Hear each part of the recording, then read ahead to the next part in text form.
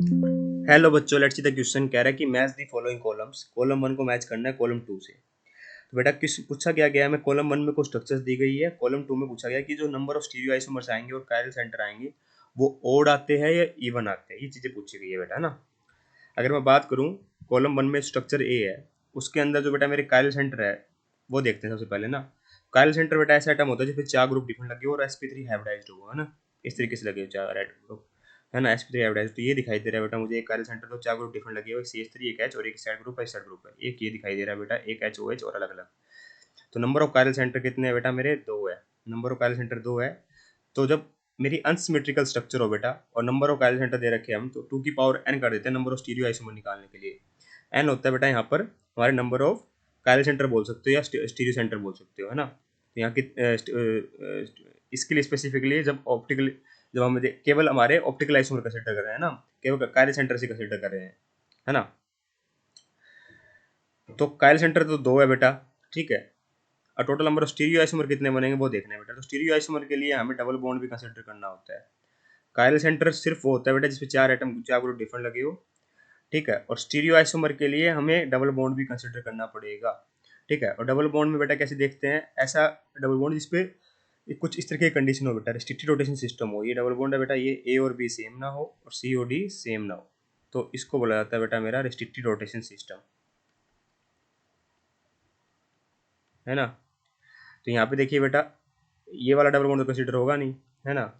तो इस तरीके से देखा जाए तो हमारे जो स्टीरियोजेनिक सेंटर है बेटा, स्टीरियोजेनिक सेंटर नहीं बोला जी मेरे को, स्पेसिफिकली एक ये स्टीरियोजेनिक एरिया और ये दो स्टीरियो सेंटर है बेटा ना।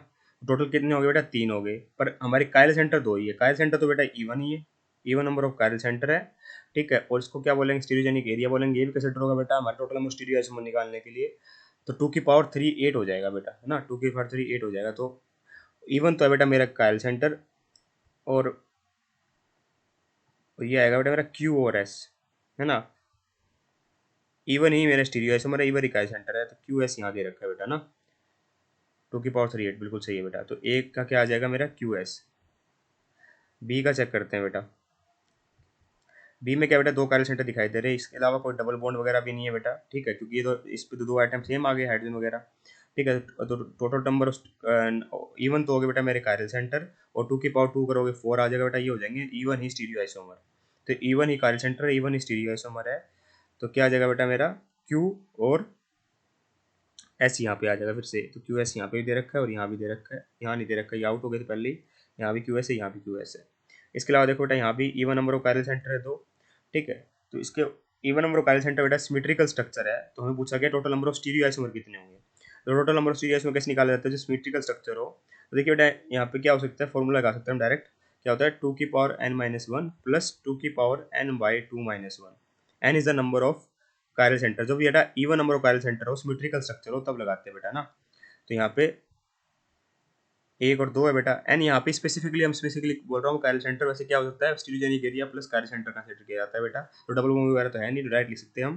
तो एन की वैल्यू 2 है, तो 2 की पावर 1 आ जाएगा प्लस 2 की पावर 1 - 1 0, तो ये आ जाएगा 3। तो मतलब नंबर ऑफ स्टीरियो आइसोमर तो ओड है, कायरल सेंटर इवन है, तो इवन कायरल सेंटर तो एस तो कंफर्म आएगा, और स्टीरियो आइसोमर ओड है तो बेटा पी और एस आ जाएगा बेटा, पी और एस। तो यहाँ दे रखा है बेटा, मतलब ऑप्शन नंबर 1 भी आउट हो गया।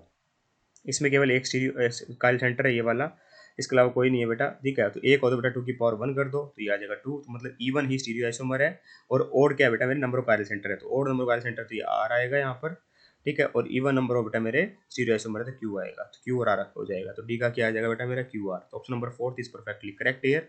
I hope you got the answer. Thank you so much.